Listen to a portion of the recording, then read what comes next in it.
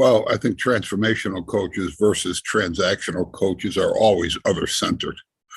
They've been able to move above their own egoic needs, their own self actualization or self aggrandizement to actually serve people, to change the arc of student athletes.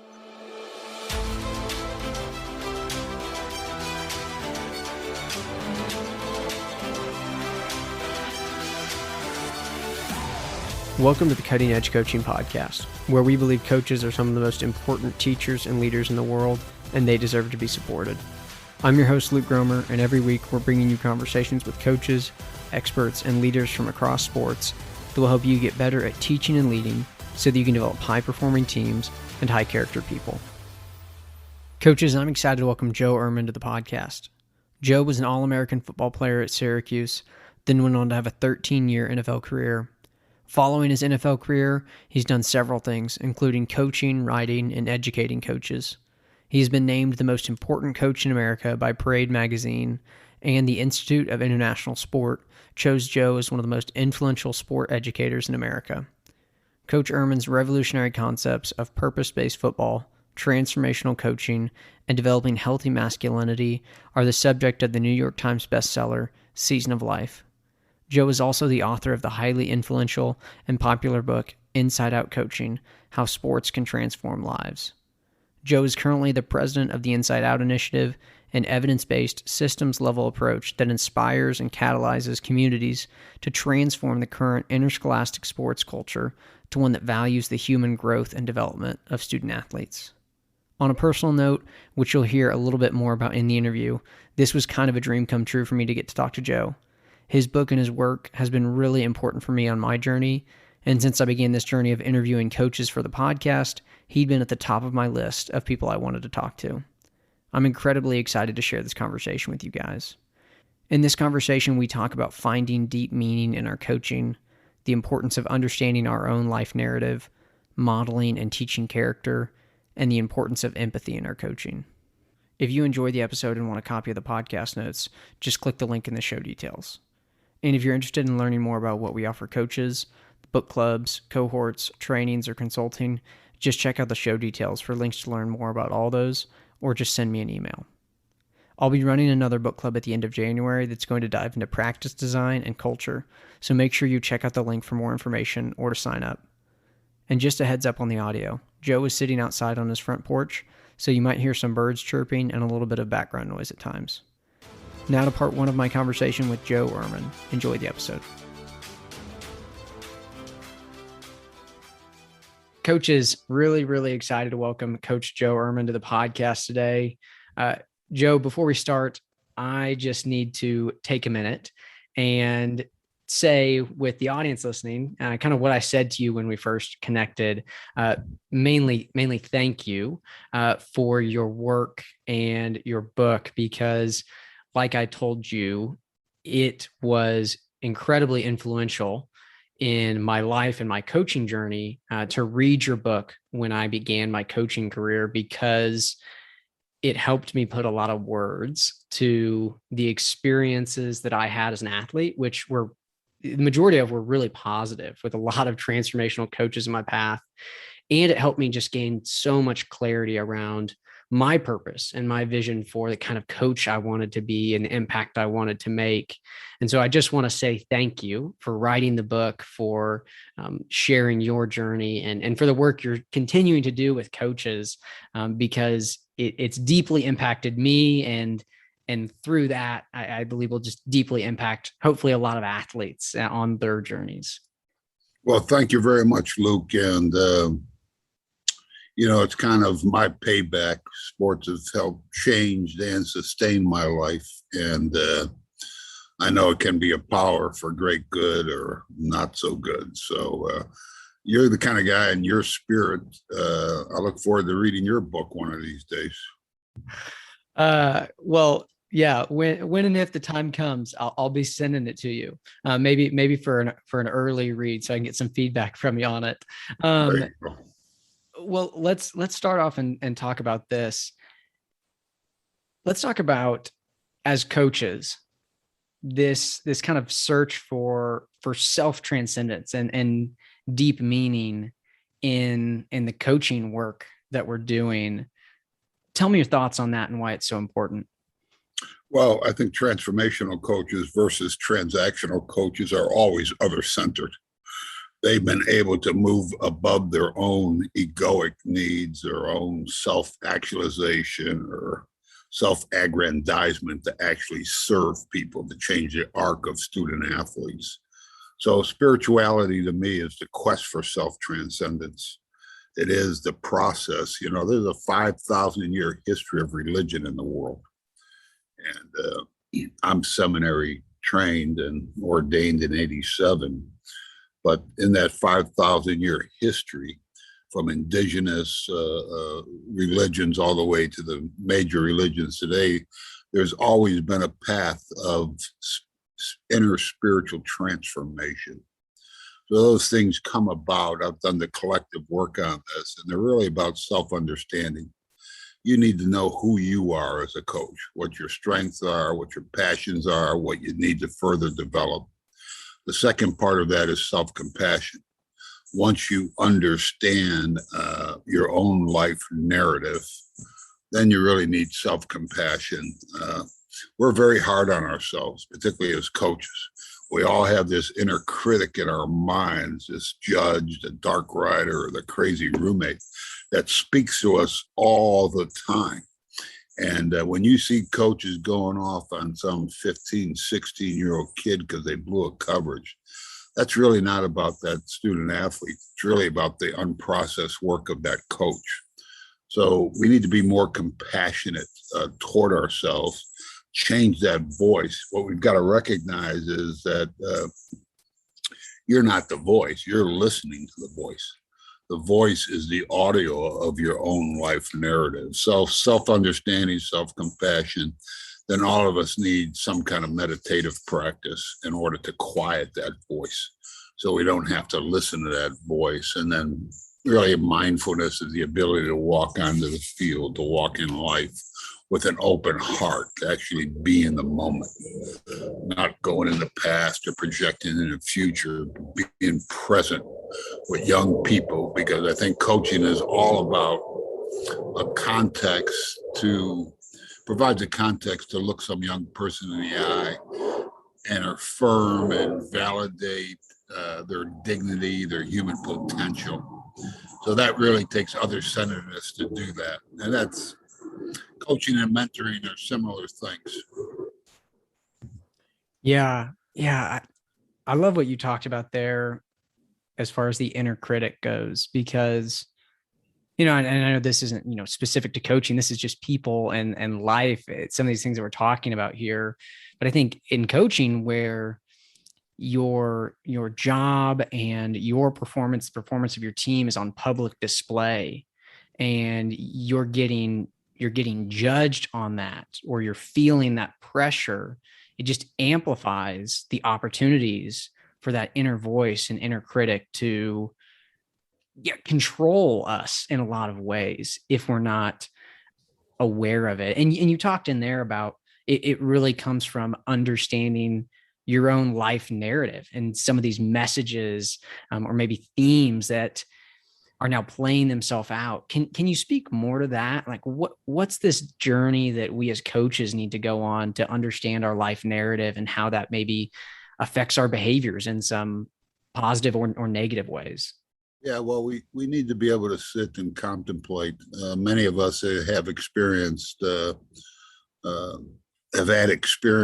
that we either deny, ignore, or repress. That inner critic is always trying to keep us from being shamed or it keeps you from stepping outside of your comfort zone. It's a critical thing that'll keep you from growing as a coach, because you'll just start repeating the same speeches every year, the same interaction with your players. So the narrative work comes out of it. It's called attachment research. 60 years ago, the psychologists in Great Britain were working what we then called juvenile delinquents.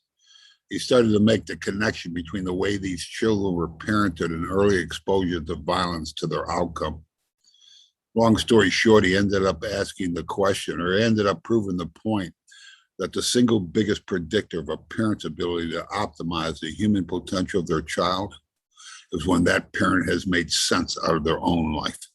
It provides a continuation of communication. You don't have these triggers going off from your past. So I think if we're going to be optimize the human potential of our players, socially, emotionally, athletically, develop character, then it's imperative that we know our own narratives, and gives us the freedom to talk about everything that young people need to be able to talk about. So the first chapter of my book is as honest as I could be about the narrative. So, I was always marked by two things: a father wound. Father wound is any ongoing psychological, relational, social impact that's negative.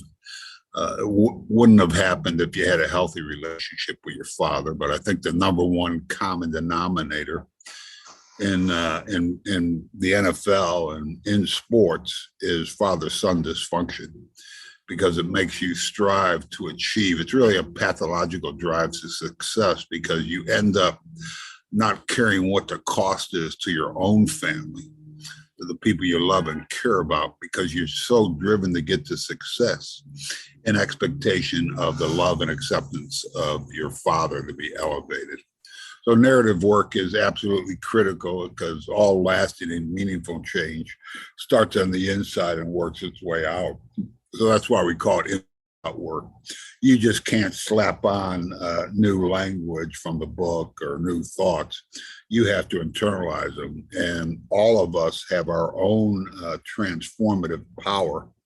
But to transform the lives of young people, you have to experience transformation yourself. That creates an aura, a field of transformation. And that's what ends up making your field, your court, your pool, whatever it is, that then becomes sacred place. It's holy space. You walk on there, and that space where you're changing lives transformationally. So your heart's got to be open. You got to be healthy and well enough in order to do that.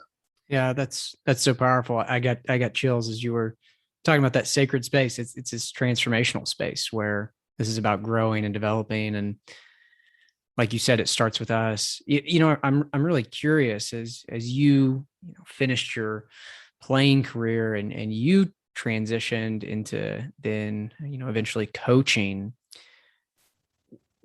What were some of the shifts in your coaching behavior when you started to understand your own narrative at a greater level, like we were just talking about?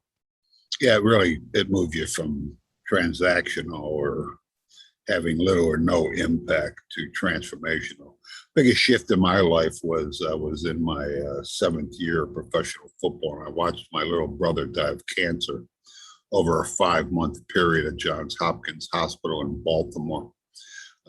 Following his funeral, that had me sit and wonder, what is my purpose in life? Your purpose can't be to make it to professional football. Your purpose isn't coaching. Those are goals that get you to purpose. But all of us are on earth. We have some kind of responsibility, not only to love and allow ourselves to be loved by others, but we need to make a contribution to the broader society. So they put me on a purpose path. And now there are many missions, and I've gone on many missions, from coaching to all kinds of things that I do now, really as a thought leader. But that led me into seminary. In seminary, I started further trying to develop my sense of purpose in life. That took me to the inner city in Baltimore. I spent 17 years in one of the poorest communities there, just underserved, victims of all kinds of societal ills and injustices. And that allowed me to viscerally feel racism and poverty. And that really changed my perspective in life. So it's an accumulation of things, but that was the foundation for my coaching. I was coaching at a big private school at the same time I was working with families in a community, and boys and girls. These were kids of, most of them were kids of great privilege. with that privilege comes a responsibility. So all of us have this responsibility, but that's my path. And, I continue to stay on that purpose path. We all have some noble purpose in life. I think you got to identify that. And coaching sure is a part of that, because when you do it right, boy, you not only impact student athletes, their families, you can impact the community and the broader society. So transformational coaches are always connected to some kind of purpose in their life, even though at various stages of life, you can't name it or explain it or identify it. It's just kind of an instinctual gut feeling. This is why I'm here. And then when you look back over your narrative, you can see why you do what you do. So as a transformational coach, my transformational coaching purpose was I coach to help boys become men of empathy and integrity who will lead, be responsible, and change the world for good. That came directly out of my life narrative. Wounded by my father, wounded by an adverse childhood experience that I suppressed for 47 years. And I was one of those boys always questioning what it meant to be a man. Didn't have a real, my father was very angry and abusive, and wasn't there a whole lot. But I was always looking at other people. What does a man do? How does a man act? That was a big part of my struggle and journey, was just figuring that out. So then I thought, well, why aren't boys intentionally taught that? Why are we just victims of societal messages or messages from people that have power and authority of us?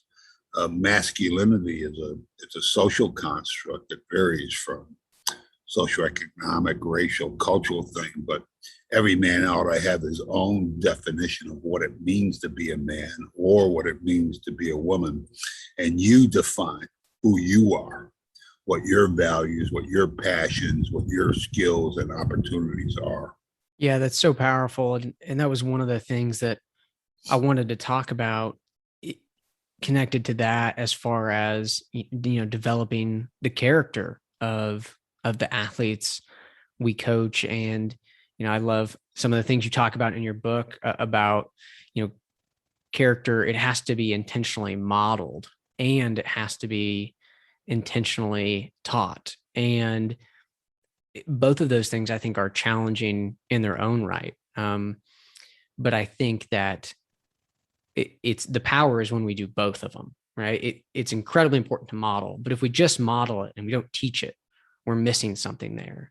And then if we try to teach it and we don't model it, that's just a waste of time, right? And so I'd love to just hear your thoughts, and maybe even some of the things you guys did at Gilman when you were coaching there, to do both of those things. How, as a coaching staff, were you intentional about modeling the character that you wanted to develop in these young men, and then two, actually teaching it to them? Yeah, well, character is learned, therefore it can be taught, but it can't be learned if it's not modeled. So, there's two types of character. There's performance character, which governs your relationship with yourself. So things like grit, self-determination, overcoming obstacles, those really are part of American sports. But the other form of character is moral character. That governs our relationship with other human beings. So that's respect, trust, empathy, kindness, moral courage. Those have to be intentionally taught and grown. And again, as you said, you have to model that. So I think every coach, you got to figure out what are your highest performance characters, and then what are your highest moral characters. So you ought to identify at least two of those, define them, so you have a common language, common understanding with your players, and then think back, why are those, why is grit your highest performance? Where does that show up in your life? Who modeled that for you? How did you learn that was so important? Because that's part of your narrative. Same thing with moral character, empathy. Why is that important to you? Who modeled, taught? How did you learn that as a kind of a key moral character? And that becomes part of your coaching story. So if you have a transformational purpose, it usually includes either performance or moral character or both. But that's a story young people want to know. So the 4 questions in the book: why do I coach? Why do I coach the way that I coach? What does it feel like to be coached by me? And how do I define success? Well, that's the narrative young people need to know. That's what you need to teach them. You need to process that. They want to know who you are, why you show up to them every day, why you're coaching the way that you do. What is the feeling that you're trying to create with each one of your players, and what's the definition of success that transforms or goes beyond the scoreboard? So your definition of success has to flow out of your purpose statement. I can't say my purpose is to help boys become men and then measure success based on win-loss records, championships, that kind of thing. It has to flow out of what my purpose is. So they want to know who you are. So that, and then they want to know, why is grit so important? Who taught you that? How did your grandfather show that to you? What was the life experience growing up in a certain time or a certain way? And the same thing with moral characters. We as coaches need to understand that. But in our narratives, in developing transformative relationships with student athletes, the best way to do that is by sharing who you are, the process that you've engaged in, where you currently are as a coach, and still where you strive to become. None of us, are in total alignment with who and what we are as people. So you just can't stand up and read a character lesson to kids and then go coach in a way that violates every one of them. And even if you kind of model it with the teaching, it's always way more powerful. Eye to eye, hand to hand contact with young people, because they, student athletes don't remember everything that you said to them, but they always remember how you made them feel. And that's how you create a team culture. Every coach believes culture is important, but how do you actually create that? What's the culture you have to have a culture that supports your transformational purpose statement. So culture lives at the intersection of your transformational purpose, your performance and moral character skills, your definition of success. At that intersection, then you create culture around that. So I think I stayed in the ballpark there somewhat.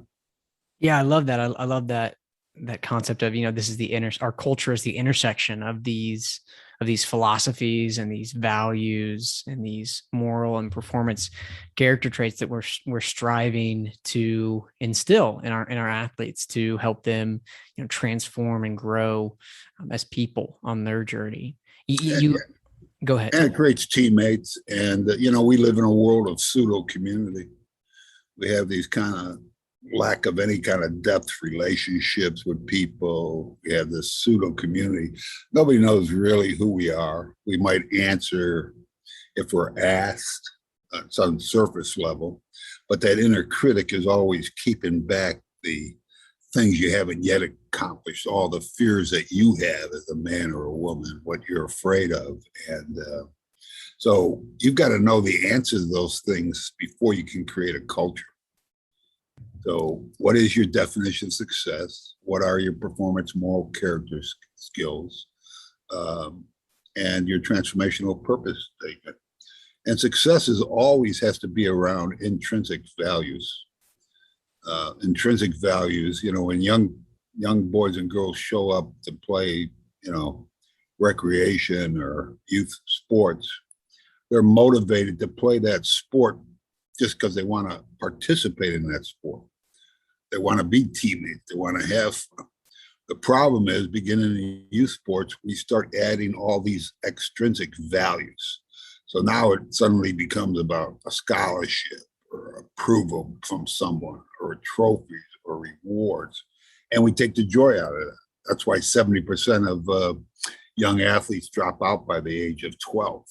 So you have to, 3 things. You got to build relationships with your players, teach them how to build relationships with their teammates.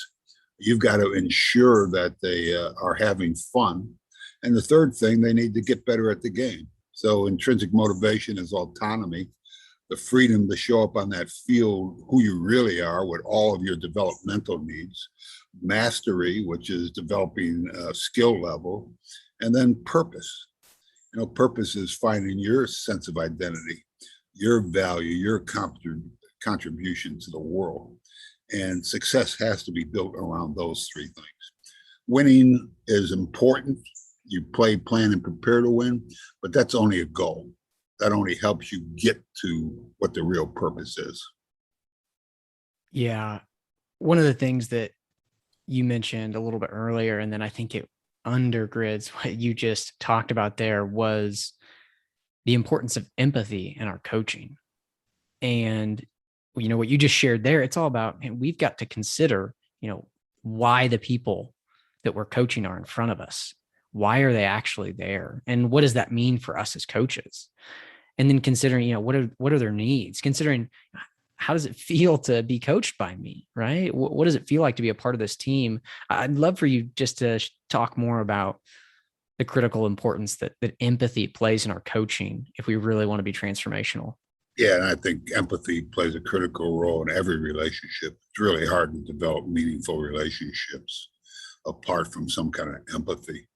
Empathy is the ability to feel into another person, not only understand what they're feeling, but what causes those feelings. So it goes back to the beginning on that, inner spiritual transformation, self-understanding, self-compassion, meditation. You have to just at points sit down as a coach and reflect when you were the age of your coaching. Think about all the challenges and difficulties you had as a preteen, as a young teen. Your body's morphing, it's changing, you're not sure what you're becoming. You get up in the morning, you go to school every day, you got to get there, have breakfast, then you go from class to class, subject to subject. Every time you change classes, you've got peer pressure, you've got parental pressure, you've got performance pressure, you've got sexual pressure. You have all these pressures taking place. And then at the end of that day, they walk onto your field. Well, what does that feel like? So the principle is that you need to be the coach that you needed at that age. Only be that coach now. Be the coach that you wanted. Just understand your own challenges and difficulties. Teenage is an incredibly confusing, conflicting stage. Not only do you have this hormonal change, but your whole your brain is being rewired at that age.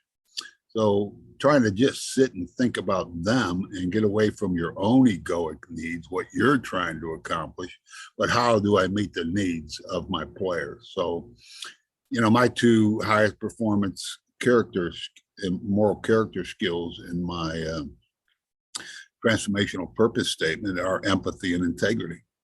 So empathy is critical, and integrity is the integration between what you say, do, and think. All these young people come on the phone, on the field. They want to know, can I trust you? Do you like me? Are you really about something other than the game? And integrity and empathy are critical to having transformative relationships. You can't say one thing and act in another and expect that it just doesn't work that way. So that's kind of empathy and integrity, and you got to know your moral character skills, and we call them skills. They're not traits. Traits implies something that's hardware.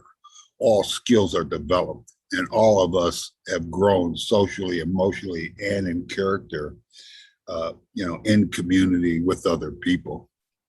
So it's something it can intentionally develop. That's so challenging, right? Even just the language we use to talk about these things. They're skills. They can be built, they can be developed. They're not intrinsic. If you have it, it's because it was taught to you. You had experiences that shaped it. I think that's so important for us to remember and keep at the forefront of our mind. And I wrote down what you said just a minute ago, that we need to be the coach that we needed at that age. And I think that that is just such a powerful way to frame our role and to connect back to what we started talking about with understanding our own narrative. What did you need there?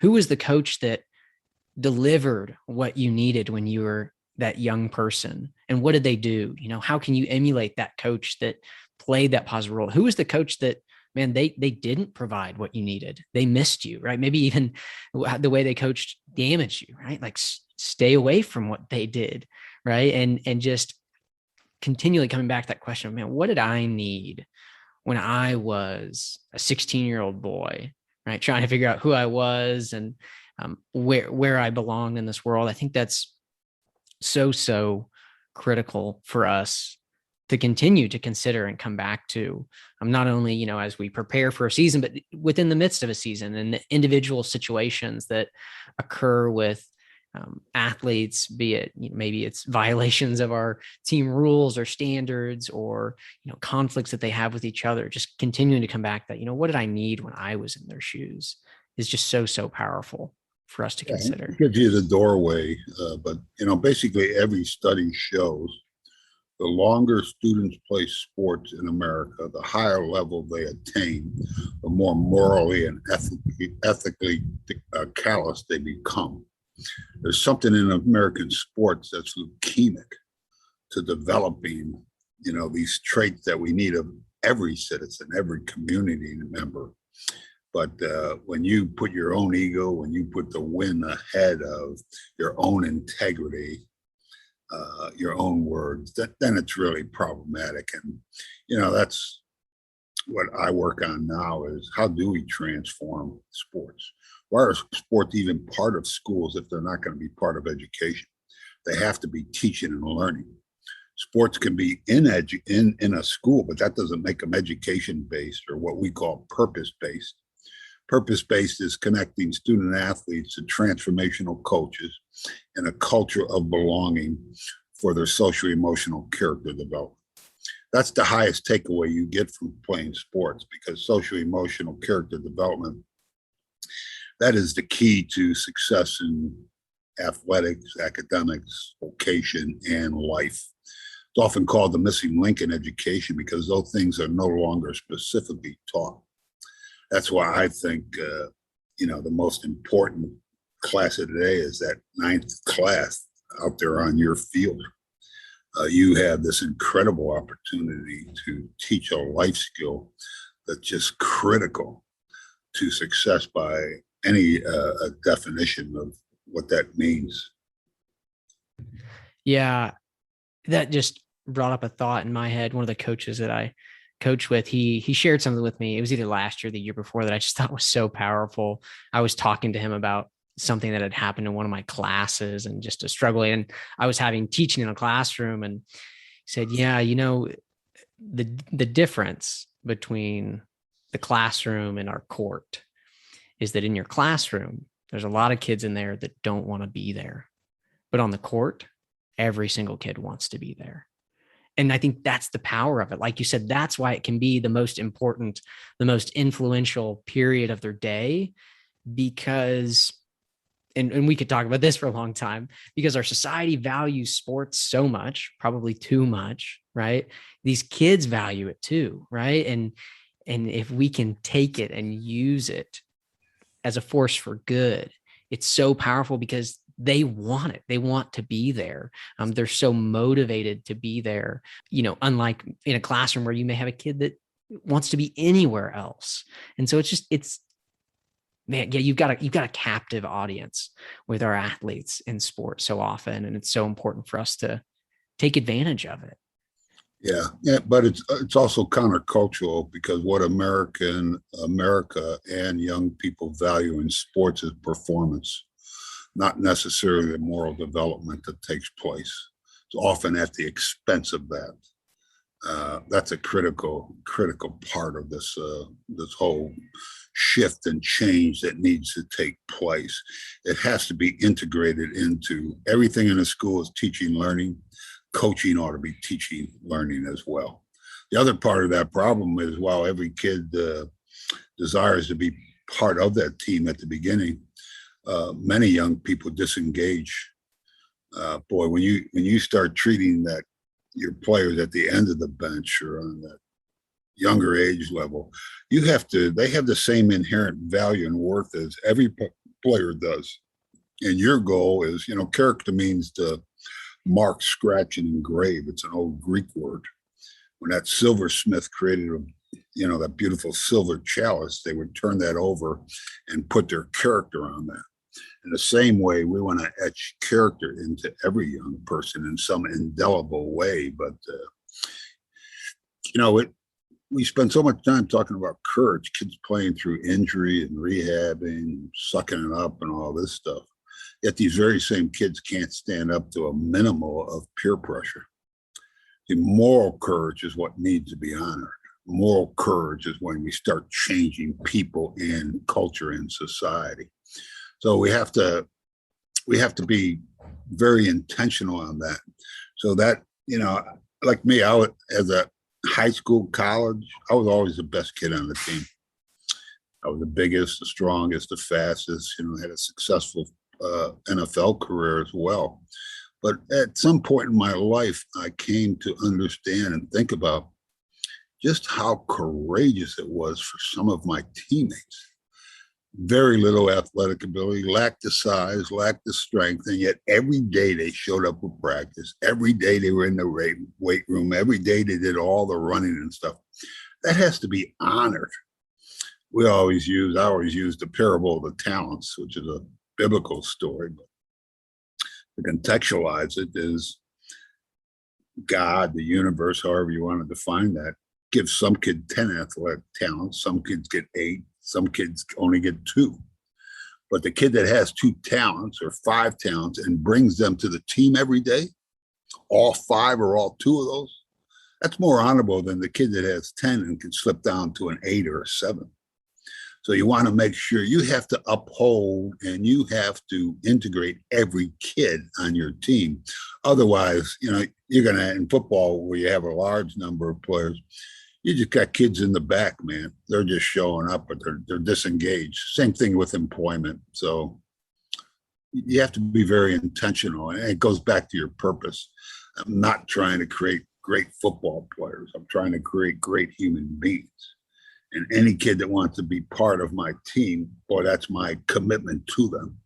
I'm going to help them realize their fullest potential, and I'm going to believe in them. I'm going to believe in them. What I tell kids, I believe in you. I don't care what family you're from, what other teachers say, or what's happening. I believe in you because I see this in you, and I'm going to believe in you long enough until you start believing in yourself. And so many kids have given up on themselves by the time they're 12, 13 years old. And then you go in this culture with Facebook and Instagram and all the media stuff, man, it's just dividing and depressing and demoralizing. We have a mental health crisis in this country among young people. Suicide rate are soaring, anxiety, depression. And, COVID just highlighted how fragile every kid's support is and how unequal and unfair they are as well. So it takes great intentionality. When you put your practice plan together, well, you have to be intentional about morally developing young people, making sure everybody's having fun. You got to script that in. We always had captains, but we'd also have a lieutenant of fun. So there's always that one kid on a team that's just a little step off from everybody else. Well, that kid needs to come to you as a coach with fun ideas, and that's what his or her job is. So captains and a lieutenant of fun.